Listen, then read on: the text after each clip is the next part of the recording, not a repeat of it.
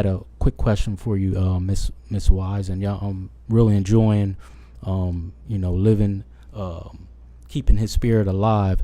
When he was going through school, so his whole time at school and other young men's time at school was at Eastern. Is that where they went? Yes. Did he ever come to you or express that he observed racism? Because I guess I guess he wouldn't directly experience it, but did he say he observed it? There was times because he had friends, Mm-hmm. good friends. They come stay at the house that were black. Mm-hmm. Kyle, they tease him and call him Rican or Mexican. One time they made up this thing in school that said Mexican, Mm-hmm. and we had a big thing about that. But Mm-hmm. yeah, I mean, our kids weren't raised to pick and choose. Mm-hmm. We are all human, we all bleed the same. Mm-hmm. I was taught to respect people, even Mhm. when my parents weren't like that. Mm-hmm. I was taught to respect and show respect, and we're all alike. Mm-hmm. And you grew up again in this general area here. Yes. Uh-huh. Well, with the exception of Ewans. Humans, yeah. Mm-hmm. My Pennsylvania Dutch, they tease me It's about a it. mountain. Right.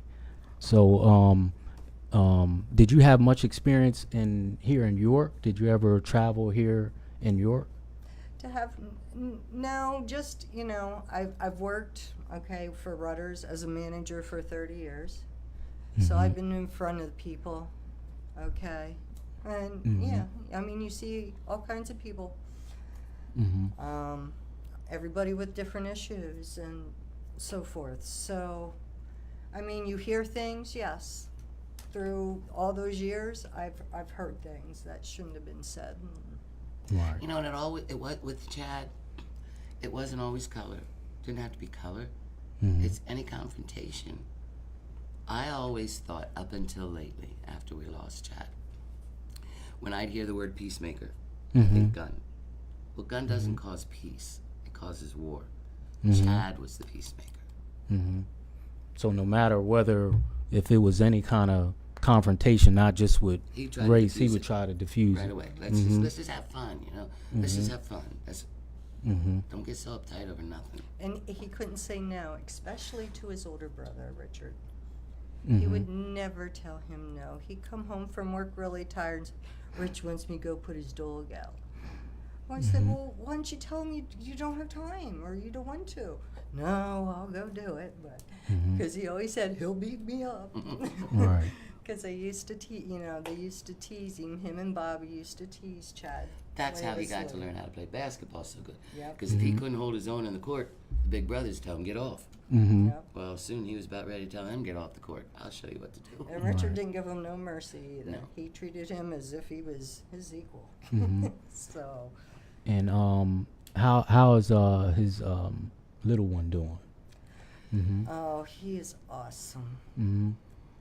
I mean, His name? his name's Leighton Michael Merrill. Leighton Mike and And Leighton Leighton. Michael Merrill. Okay. And Mhm. he's the spitting image of Chad. Right. I mean, Yeah, I And that's got- the smiles, you see picture that Yes. it's the well-known picture of him laying Yes. down and they're Well, together. actually, with that picture Mhm. is a little funny thing because he took two pictures. One before that, Leighton had his little legs up a little further and was tooting in his face.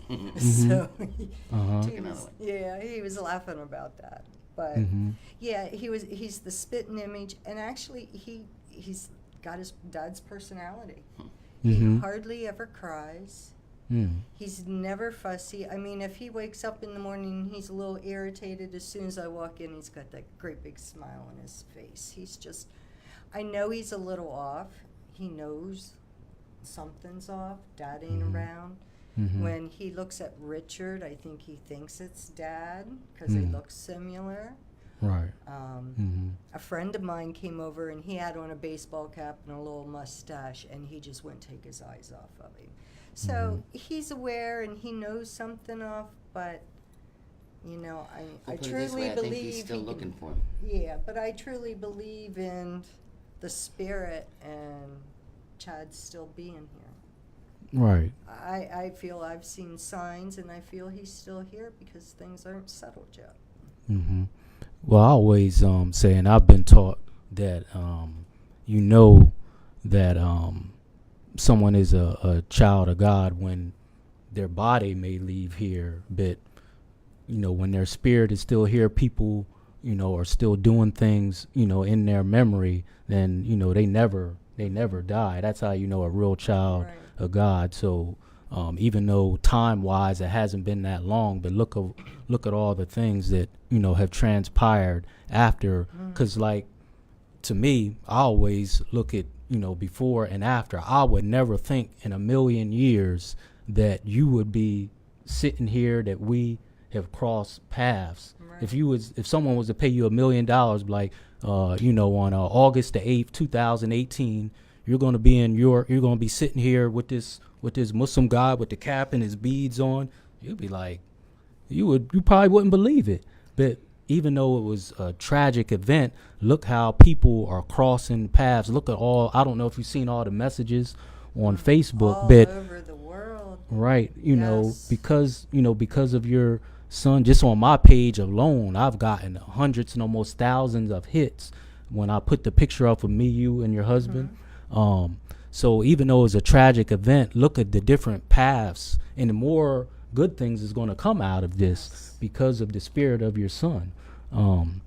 Nothing that we wanted, but God is in control of all things, and they say God works in mysterious ways, and people have repeated that phrase many times, but do we truly believe it, that God works in mysterious ways for all good?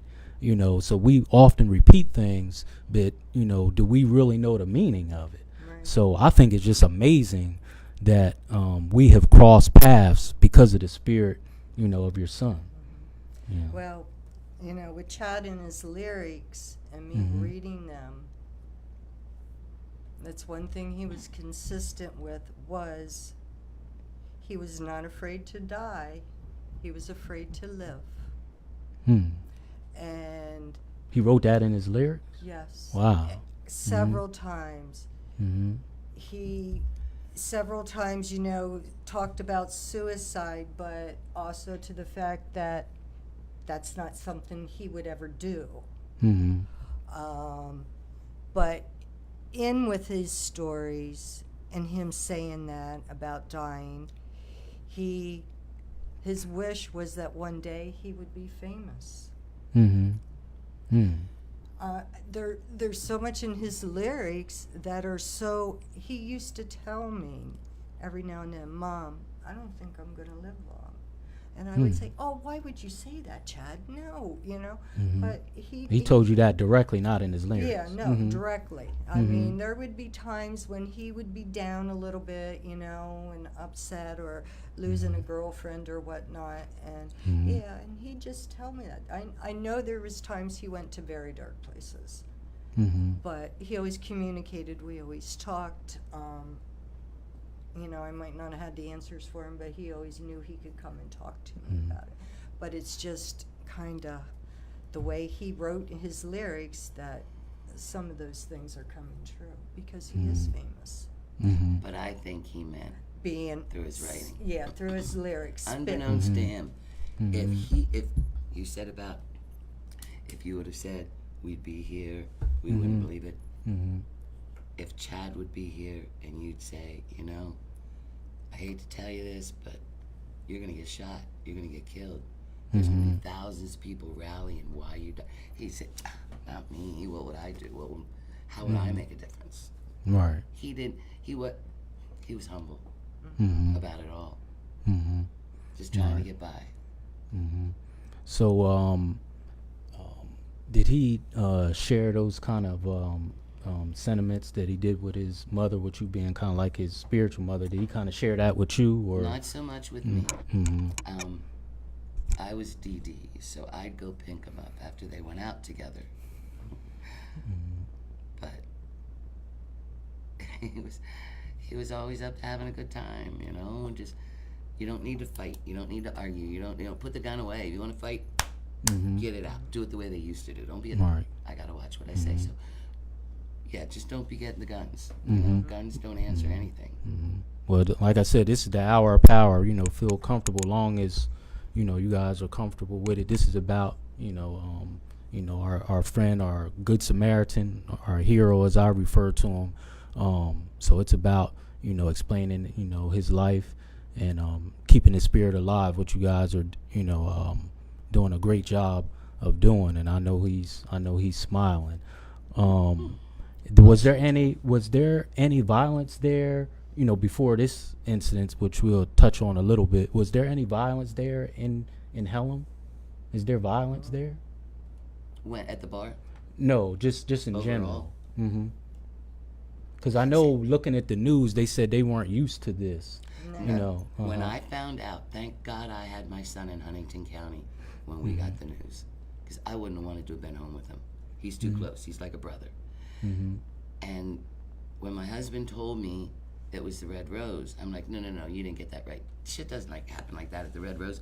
Are you sure it wasn't Fat Daddy's or the Glad Crab? Or anyway, he said no. Referring to here in Right, York, not Red because they Rose. just a hop, skip, and a jump away. This is crazy. Well, and he used to, come to York and go to those bars and that, and I used to always tell him, Chad, because he'd tell me sometimes he gets so drunk he'd black out, Well, he knew I didn't like any and of them it's going like, to the city. Chad, you stay out of York. Right.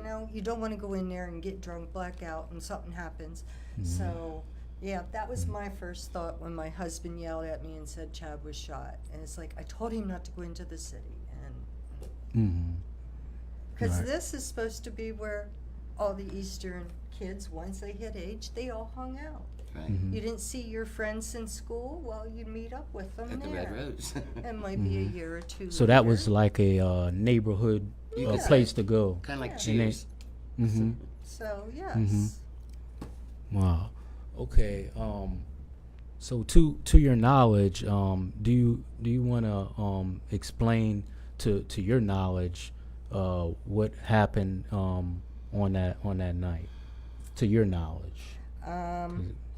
It was probably about, 1 o'clock in the morning. I was sleeping. Actually, that night, Chad was home. Mm-hmm. Friday nights, he would get together with his boss. He was still living with you at that yes, time? Yes, Okay. he was still living with me. But Friday nights, he would get together with his boss. They'd figure out hours. He'd get paid. So they were at the Tourist Inn, and Jerome said he left him about 11 o'clock and that Chad was headed over to the Red Rose. Jerome is his boss? Yes. Okay. So then he called his friend Tyler and asked him if he had wanted to go, and Tyler said, no, I'm staying home tonight. So Chad just went ahead and went. Anyhow, Randy woke me up at 1 o'clock, said Chad had been shot, and that his ex-girlfriend had called him, and we had to get to the hospital. So I'm just trying to wake up, hearing all this. As we're going down the road, I'm calling York Hospital. They're telling me there's nobody there by that name. So then I'm thinking, okay, I tried Memorial. Memorial, no, nobody here. And those guys, I could actually tell, were checking. So when we got to York Hospital, we went in, and my husband starts asking for Chad, and everybody's just sitting there staring at us. And they take us to a room, and the door locks. At York Hospital? Yes. Mm-hmm. So, and they said, somebody come and talk to us. So we sat and we waited, which seemed like for a very, very long time. And then the doctor came in, and I don't even remember his words.